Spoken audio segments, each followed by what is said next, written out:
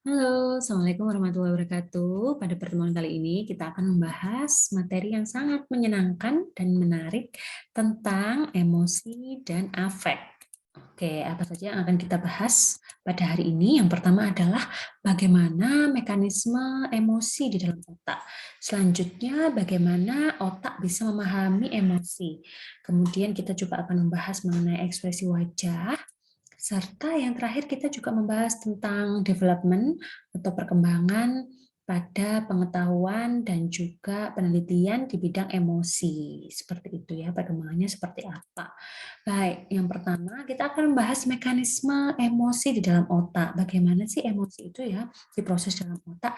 Ternyata bagian yang paling dominan untuk memproses emosi adalah limbic system atau sistem limbik. Nah, di dalam sistem limbik terdapat hipotalamus, amigdala, dan juga hipokampus. Nah, tiga bagian dari sistem limbik tersebut bekerja bersama-sama untuk bisa mengatur dan meregulasi emosi kita. Nah, kita lihat ya di sini bahwa hipotalamus yang berada di sini itu gunanya untuk memonitor kadar gula dan garam ya secara tidak sadar gitu ya, secara homeostasis, kemudian juga mempertahankan tekanan darah serta mengendalikan hormon. Nah, kemudian amigdala itu secara spesifik bertugas untuk mengendalikan agresi, amarah, rasa takut, nafsu makan, dan dorongan seksual. Jadi, yang menentukan kita harus fight or flight ketika menghadapi suatu tantangan atau bahaya atau stres itu adalah amigdala ini. Kayak gitu ya teman-teman. Kemudian juga ada hipokampus yang di situ gunanya untuk meregulasi emosi serta menyimpan memori, kemudian juga proses belajar. Nah, kita akan secara spesifik membahas tentang amigdala di sini. Kenapa sih amigdala kok dibahas secara spesifik? Karena memang dia perannya yang paling krusial pada emosi kita. Nah, seperti yang kita ketahui ya bahwa ada pendapat ahli gitu ya atau ada omongan, ada ungkapan bahwa manusia itu sebenarnya adalah makhluk emosional yang kebetulan bisa berpikir. Nah, kenapa seperti itu? Karena ternyata ketika kita menghadapi situasi tertentu, situasi sehari-hari ya, hanya butuh waktu 1 detik saja, bahkan kurang dari 1 detik bagi kita untuk bisa menentukan sesuatu itu menyenangkan atau tidak menyenangkan. Kita bisa menentukan kita suka atau tidak suka pada sesuatu itu hanya dalam waktu kurang dari 1 detik. Thanks to amigdala kita kayak gitu. Maka dari itu memang kita itu memproses emosi dengan lebih cepat daripada logika kita. Hanya dalam waktu kurang dari 1 detik. Kemudian baru sistem logika kita gitu ya high order thinking atau pemikiran kritis, moralitas kita baru memberikan justifikasi atau rasionalitas terhadap emosi yang kita rasakan di awal tadi. Seperti itu. Nah, jika amigdala itu ya diambil, nah maka ternyata apa yang terjadi mengakibatkan perilaku yang cenderung tenang dan sabar ternyata kayak gitu ya. Namun side effect-nya atau efek negatifnya adalah akhirnya tidak mampu mengenali emosi takut kayak gitu. Itu pentingnya amigdala itu ya. Jadi jangan sampai dihilangkan atau hilang karena gangguan tertentu seperti itu. Nah, amigdala itu juga memicu hal yang tidak menyenangkan juga ya, atau disebut dengan amigdala hijack. Ketika otak kita itu dibajak oleh amigdala ini, jadi kita tidak mampu atau tidak mendapat kesempatan untuk bisa memproses sebuah peristiwa gitu ya, atau sebuah stimulus gitu karena amigdala kita yang akhirnya membajak otak kita sehingga kita berperilaku sesuai dengan emosi yang kita rasakan di amigdala itu kayak gitu. Dan itu yang menyebabkan seseorang itu berperilaku agresif yang biasanya kok seperti itu kayak gitu loh, tidak bisa dinalar atau di luar nalar kayak gitu. Contohnya amigdala hijack itu terjadi ketika Zinedine Zidane menanduk Materazzi kalau nggak salah ya namanya ya itu ya di lapangan bola ketika Piala Dunia. Nah itu karena memang di hijack oleh amigdalanya sehingga dia langsung berperilaku agresif seperti itu.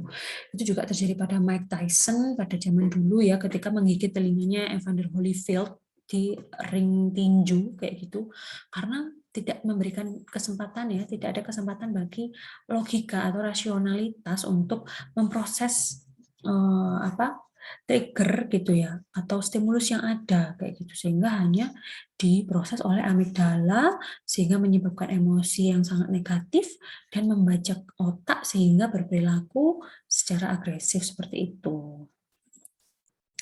Selanjutnya ya, apa yang terjadi dalam otak kita ya, ternyata ada juga bagian korteks yang juga meregulasi emosi. Nah, ini tadi yang saya sebutkan ya. Korteks, especially di bagian depan, itu juga ikut mengontrol facial expression gitu ya, dan juga mengontrol emosi. Nah, namun ini sifatnya adalah lebih secondary gitu ya, karena yang pertama, yang paling awal untuk bekerja untuk mengelola emosi adalah di sistem limbik tadi, di amigdala tadi, baru kemudian korteks itu bisa mengendalikan high order thinking yang sifatnya lebih kompleks gitu ya. Nah, ada penelitian yang menarik ya, eksperimen yang menarik ya, jangan ditanyakan tapi ya kode etiknya, karena zaman dulu nggak terlalu peduli sama kode etik. Di tahun 1920-an ada eksperimen dilakukan oleh Bard yang menghilangkan bagian korteks dari seekor kucing. Nah, ternyata ketika korteksnya dihilangkan, menyebabkan kucing itu langsung menjadi sangat buas atau rage gitu ya, shame rage namanya perilakunya kayak gitu. Nah, pada manusia ternyata juga bisa terjadi ya kehilangan korteks atau decortication itu juga tentunya tidak disengaja ya, tidak mungkin ya akan ada orang yang secara sukarela menghilangkan korteksnya gitu ya. Bisa terjadi karena penyakit atau keracunan karbon monoksida dan lain sebagainya. Nah, di kasus yang ekstrim decortication itu terjadi pada Phineas Gage. Nah, Phineas Gage itu adalah seorang pekerja railway gitu ya, yang waktu itu mendapatkan kecelakaan, tertancap besi yang sangat panjang menembus otaknya kayak gitu, dan akhirnya beberapa bagian dari korteks si Phineas Gage itu hilang entah kemana dalam kecelakaan tersebut, sehingga dia mengalami damage atau kerusakan di prefrontalnya, prefrontal korteksnya. Nah, apa yang terjadi? Ya, dia mengalami decortication tentunya. Ternyata hal itu menyebabkan dia menjadi tidak bijak, tidak bisa mengontrol diri, tidak bisa berempati, kesadaran sosialnya menurun, jadi kekanak-kanakan, tidak bertanggung jawab, kasar, hilangnya kesopanan, dan lain-lain yang akhirnya menyebabkan dia itu benar-benar 180 derajat berbeda sama sekali dengan pribadinya yang sebelumnya, seperti itu. Nah, ini ya kerusakannya basically terjadi pada bagian bawahnya prefrontal cortex karena tertancap oleh besi panjang ini tadi. Nah, positif side-nya hanya satu, yaitu tidak bisa mengalami stres. Kayak gitu. Tapi akibat dari dia tidak bisa mengontrol emosi, tidak bisa melakukan rasionalitas yang baik, akhirnya dia hidupnya juga berubah menjadi lebih buruk. Dia kehilangan pekerjaannya, kehilangan keluarganya, ya, rumah tangganya berantakan, dan lain sebagainya. Nah, selanjutnya kita akan juga membahas tentang bagian-bagian otak mana yang lebih aktif gitu ya ketika mengelola emosi-emosi tertentu. Nah, bisa dilihat di sini dari studi fMRI gitu ya. Jadi memotret otak dengan fMRI. Nah, itu ternyata di bagian otak bagian kanan itu ternyata lebih aktif dan lebih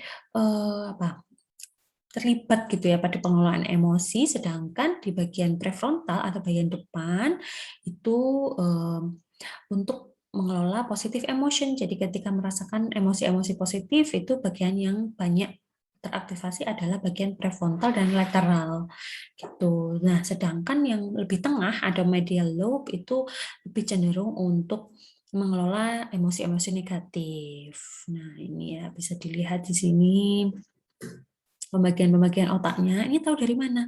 Dari fMRI, kemudian juga dideteksi dengan alat-alat pemindai otak lainnya, seperti itu. Jadi mengetahui bagian otak yang mana yang banyak aktif gitu ketika merasakan emosi-emosi tertentu. itu yang berusaha dipetakan oleh para ilmuwan.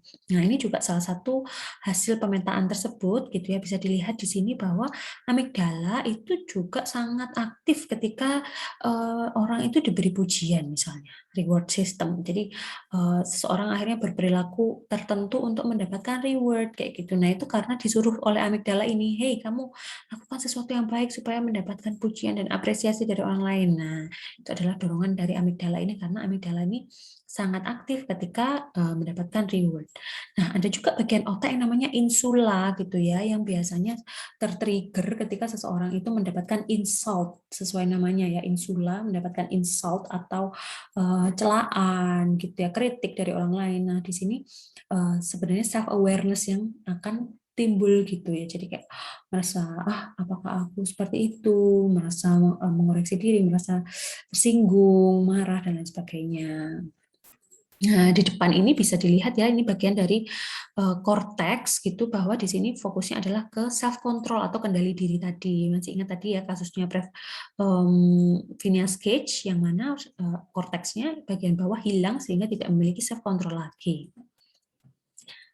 Nah, selanjutnya ini ya masih berkaitan dengan itu juga jejaring saraf berkaitan juga dengan pengalaman afektif kayak gitu. Di sini bisa dilihat bahwa alur dari pemrosesan emosi itu dari bawah kemudian baru ke atas seperti itu. Maka dari itu di sini ini kan lokasinya amigdala ya dan hipotalamus dan sistem limbik itu di sini.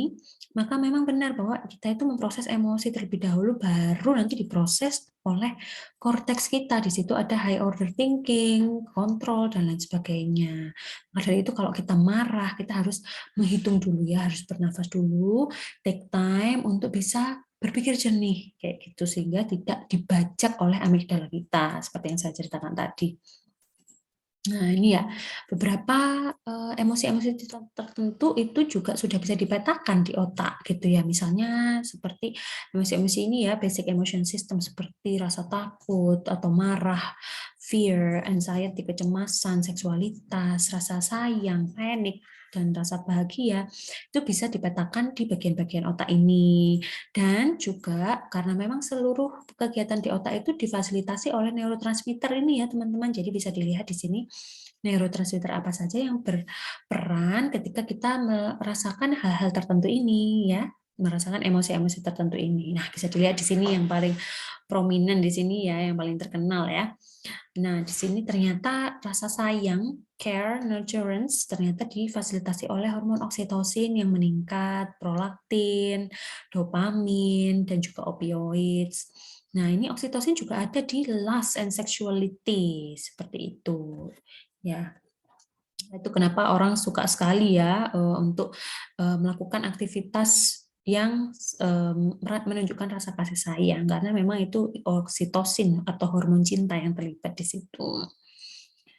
Kemudian ternyata kita itu juga ada level-level tertentu gitu ya dalam memproses emosi ya di dalam otak kita. Ada yang levelnya rendah gitu.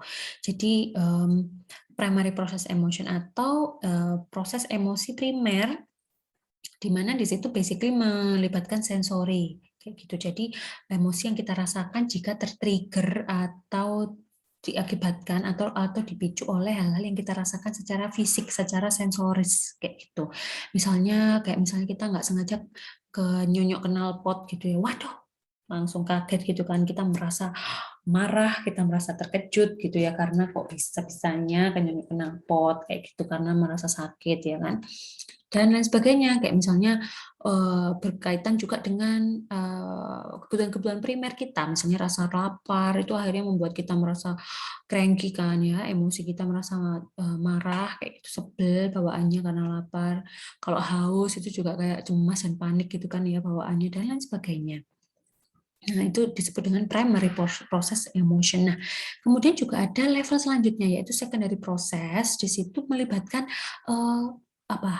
proses belajar gitu ya, di mana misalnya sudah ada input informasi dari luar gitu ya, sudah diproses, kemudian itu menyebabkan emosi-emosi tertentu ya. Misalnya classical conditioning. Jadi ketika kita terbiasa melakukan sesuatu itu akan membuat kita merasa seperti apa emosinya. Nah, seperti itu juga diproses oleh secondary process emotion. Nah, yang terakhir adalah tertiary effect and neocortical awareness function. Jadi ini function yang sudah levelnya high order gitu ya. Jadi level tinggi di mana di situ ada berpikir, planning gitu ya. Kemudian emotional rumination and regulation ya. Jadi ketika kita overthinking itu ini yang kita rasakan ya, rumination atau terus-menerus merasakan hal yang sama, memikirkan hal yang sama sehingga menyebabkan emosi-emosi tertentu yang munculnya di malam hari biasanya ya sekitar jam 1 malam. Rawan-rawannya overthinking. Nah, itu karena tertiary effect ini tertiary emotion processing yang kita lakukan itu. Baik, selanjutnya nah ini adalah bagian-bagian otak ya, menandakan bagian-bagian otak yang teraktivasi dan juga ada yang mengalami penurunan aktivasi pada bagian-bagian tertentu ketika merasakan emosi-emosi tertentu ya. Bisa dilihat di sini bagian otak mana saja yang teraktivasi dan mengalami penurunan aktivasi. Kalau mengalami kenaikan aktivasi ditandai dengan warna yang semakin menghangat, arousal itu tandanya. Kalau mengalami penurunan aktivasi itu semakin dingin gitu ya, semakin warnanya ungu kayak gitu. Oke, selanjutnya apa kaitannya sistem saraf dan juga emosi ya? Nah, ternyata emosi kita itu juga saling berkaitan dengan apa yang kita rasakan dalam tubuh gitu ya, atau tanda-tanda fisik. Nah, ini ya, yang memang kadang-kadang sifatnya otonom kayak gitu ya, tanpa pengaruh sistem saraf pusat. Jadi secara otomatis kita itu mengalami hal-hal tertentu dalam fisik kita ya, ketika kita merasa emosi tertentu. Nah, banyak juga ya penelitian yang fokusnya pada sejauh mana pola spesifik aktivitas sistem saraf otonom itu berkaitan dengan aktivitas dengan emosi tertentu gitu ya. Jadi ketika kita mengalami emosi tertentu, anggota tubuh akan bereaksi secara spesifik. Contohnya, bayangkan ketika kalian sedang sendirian di rumah ya malam hari jam 1, tiba-tiba kalian mendengar di kamar mandi itu ada seseorang yang mandi, jadi kayak biur-biur gitu, padahal kalian tahu kalian tuh sendirian di rumah. Kira-kira kalian mengalami emosi apa tuh kalau kejadian kayak gitu? Emosi fear ya atau rasa takut. Nah, emosi itu akhirnya menyebabkan tubuh kalian merasa apa? Nah, pasti langsung deg-degan, langsung bulu kuduknya meremang ya. Kemudian lidah rasanya apa? Mulut rasanya kering. Waduh, jangan-jangan malam ini akan menjadi malam yang horor, langsung deg-degan kayak gitu. Nah, itu ya. Itu adalah salah satu contoh bahwa sistem saraf otonom dan emosi itu saling erat kaitannya. Nah, ini ya contoh-contoh lainnya ya. Jadi semua anggota tubuh kita itu akan menyesuaikan juga dengan apa yang kita rasakan secara emosional. Emosi happy juga gitu ya kan. Ketika kita melihat eh, gebetan kita misalnya ya lewat kayak gitu, wah pupil mata melebar, kemudian deg-degan, terus perutnya kayak ada butterflies. Nah itu sebenarnya bukan butterflies tapi asam lambung ya, mengalami turbulensi seperti itu ya teman-teman ya. Kemudian kita akan berlanjut pada processing emotion gitu ya. Seperti yang kita tahu bahwa di pertemuan sebelumnya bahwa emosi itu juga diproses melalui persepsi gitu, pemrosesan persepsi. Nah, berpengaruh sekali dengan persepsi. Jadi dari hal-hal yang ada di lingkungan kita, kita proses, kita serap gitu ya dari melalui sensori kita gitu ya atau alat indera, kemudian itu diproses di dalam otak, kemudian dipersepsikan sehingga menjadi sebuah perilaku. Nah, emosi itu juga berperan pada hal itu. Nah, secara kimiawi juga ya sangat berperan. Salah satunya juga neurotransmitternya serotonin dan banyak lainnya seperti itu. Tadi fokusnya di limbic system. Nah, ternyata salah satu fakta lagi ya ini ya, bahwa otak kanan itu lebih berperan dalam mengolah emosi. Contohnya dalam mendeteksi prosodi atau hal-hal yang menjadi clue-clue tertentu dalam interaksi sosial kita. Misalnya kita jadi ngerti orang ini lagi guyon atau lagi bercanda atau lagi sarkasm atau orang ini tulus atau enggak sama kita. Sense-sense social sense yang sensitif seperti itu thanks to otak kanan kita yang secara sensitif bisa memahami dan juga mengolah emosi. Nah, sekarang beranjak pada facial expression. Nah, apa kalau kalian melihat foto ini, wajah seperti apa ya ekspresi wajah kalian sekarang kalau melihat foto ini?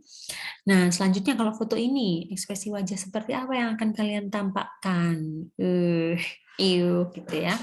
Selanjutnya, kalau ekspresi, wah ini ada yang skip nih. Nah, ini ya, ekspresi wajah itu ternyata bersifat universal. Kayak gitu. Jadi sudah dilakukan eksperimen pada masyarakat dari 12 budaya yang berbeda, kemudian diminta untuk menggerakkan otot wajah tertentu yang menghubungkannya dengan emosi. Nah, hasilnya ternyata sama kayak gitu. Di mana-mana orang itu kalau merasa bahagia, yang akan dilakukan adalah menarik otot-otot tertentu di wajahnya sehingga membentuk ekspresi tertentu.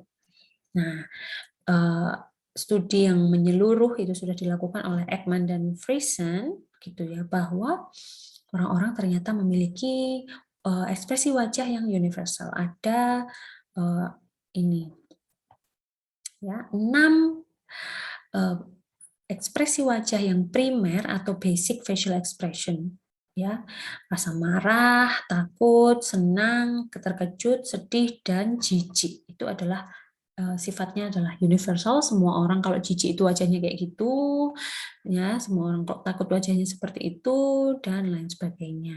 Ini ya bisa dilihat ya. Kita juga bisa mengenali dengan mudah. Ini orang pasti jijik nih, ini orang pasti marah, ini orang kaget, dan lain sebagainya. Nah, ada juga teori lain gitu ya yang mengembangkan tentang circumflex model atau pembagian ekspresi atau emosi berdasarkan arousal dan valence. Jadi emosi wajah atau facial expression itu ada arousal, ada sifatnya arousal dalam emotion itu. Arousal itu berkaitan dengan aktivasi fisik kita. Gitu. Semakin tinggi arausalnya, maka semakin aktif fisik kita, semakin banyak energi yang kita lepaskan untuk itu. Semakin rendah arausalnya, maka semakin sedikit aktivitas yang kita lakukan. Kayak gitu, aktivasi tubuh kita juga semakin rendah. Kayak gitu ya. Kalau arausalnya sangat tinggi, mencapai puncak itu ketika seseorang mengalami euforia itu ya, euforia yang wah. Tapi sebaliknya, kalau arausalnya sangat rendah, maka mengalami depression. Nah, ini ya. Kemudian ada juga dibagi jadi berdasarkan valence. Valence itu positif atau negatif gitu. Kalau valence-nya semakin negatif, maka ya emosinya akan semakin emosi-emosi negatif. Misalnya kayak marah ya, yang paling negatif, emosi yang paling negatif adalah marah. Kemudian sebaliknya kalau valence yang paling positif adalah kebahagiaan atau senang seperti itu. Jadi di sini kita bisa melihat ya bagian-bagian yang mana itu menunjukkan arousal dan valence. Contohnya misalnya emosi yang dia itu di area arousalnya rendah, kemudian valence-nya negatif. Nah, itu perasaan-perasaan ini, emosi-emosi ini, miserable, kemudian merasa lelah, merasa bosan. Sebaliknya kalau valence-nya positif, arausalnya tinggi, maka emosi-emosi yang sifatnya positif dan membahagiakan ini ya, seperti rasa senang, rasa ceria, excited, dan lain sebagainya. Bisa dipahami ya? Nah, selanjutnya facial expression sendiri itu juga menimbulkan reaction gitu ya. Reaksi seseorang. Nah, kita bisa membuat reaksi terhadap wajah tertentu gitu ya. Kita bisa menghindari dan juga mendekati ya, atau approach atau mendekati dan juga menghindari wajah tertentu gitu. Kalau kita melihat orang lain membuat ekspresi tertentu, kita pasti waduh, kadang menghindar kalau lihat ekspresi wajah orang yang marah. Tapi kalau ekspresi wajahnya lagi happy, kita cenderung lebih mendekat seperti itu ya. Dan itu sudah dibuktikan dengan eksperimen. Eksperimennya adalah dengan menunjukkan berbagai macam wajah ini, ekspresi wajah orang, kemudian diukur kecepatan reaksinya. Apakah orang itu lebih cepat untuk menghindari ataukah lebih cepat untuk mendekati ekspresi wajah tersebut, kayak gitu. Nah, selanjutnya adalah tentang micro expression. Nah, ini yang lagi happening juga ya, mendeteksi kebohongan dari micro expression atau ekspresi wajah yang sifatnya itu subtle gitu ya, subtle. Nggak terlalu jelas, tapi bisa dideteksi oleh para ahli micro expression gitu. Jadi ahli micro expression itu bisa membedakan emosi mana yang tulus dan asli dan mana yang palsu gitu ya, atau tidak tulus. Misalnya ini ya, senyum tulus itu melibatkan kontraksi otot zygomatikus major dan orbicularis oculi secara bersamaan. Jadi matanya itu juga tersenyum gitu ya, ada otot-otot di sekitar mata yang juga berkontraksi. Itu adalah senyum tulus, tapi kalau senyum palsu hanya melibatkan otot zygomatikus major aja yang ada di pipi ini ya. Jadi coba kita senyum, ya kan? Tapi beda dengan senyum yang tulus, itu matanya juga ikut tersenyum, otot-otot di sebelah mata tersenyum juga.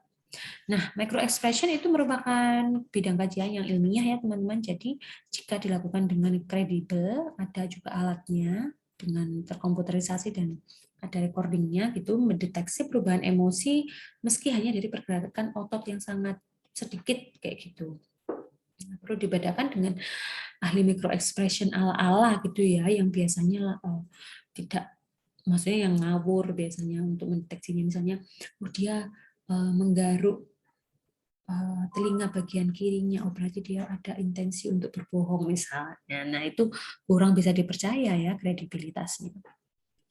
Nah, ini adalah beberapa bagian atau otot-otot wajah yang bereaksi ketika kita melakukan ekspresi wajah tertentu ya, bisa dilihat di sini. Nah, biasanya disarankan untuk selalu melakukan ekspresi smile karena di situ melibatkan kontraksi otot zygomatikus major yang ada di pipi sehingga sifatnya anti aging gitu ya, teman-teman. Nah, bagaimana development of research ya, penelitian tentang emosi itu ternyata udah dilakukan sejak zamannya Charles Darwin dulu, atau bahkan mungkin sebelumnya seperti itu ya, tapi secara sistematis diteliti oleh Charles Darwin tentang bagaimana ekspresi emosi pada manusia itu bisa mempengaruhi dia dalam melakukan hal tertentu di situasi tertentu yang akhirnya berkaitan dengan bagaimana dia bisa bertahan hidup gitu ya, survival. Selanjutnya James Lange itu meneliti tentang emosi ya, kaitan dengan emosi dengan tanda-tanda fisik gitu. Selanjutnya juga Cannon Bard itu menyatakan bahwa pengalaman emosi dan reaksi tubuh terhadap emosi adalah dua hal terpisah yang berdiri sendiri. Kayak gitu. Selanjutnya dilakukan juga pemetaan emosi dalam bagian-bagian otak ya, seperti yang sudah kita pelajari di slide awal-awal tadi. Sudah semakin baik dalam hal memetakan emosi mana di bagian otak yang mana. Selanjutnya, perumusan 6 emosi dasar manusia dan terakhir tentang micro expression. Baik, sampai sini dulu teman-teman. Ada yang ingin ditanyakan? Jika ada yang ingin ditanyakan, silakan untuk drop komentar kalian atau pertanyaan kalian di Google Classroom. Terima kasih. Wassalamualaikum warahmatullahi wabarakatuh.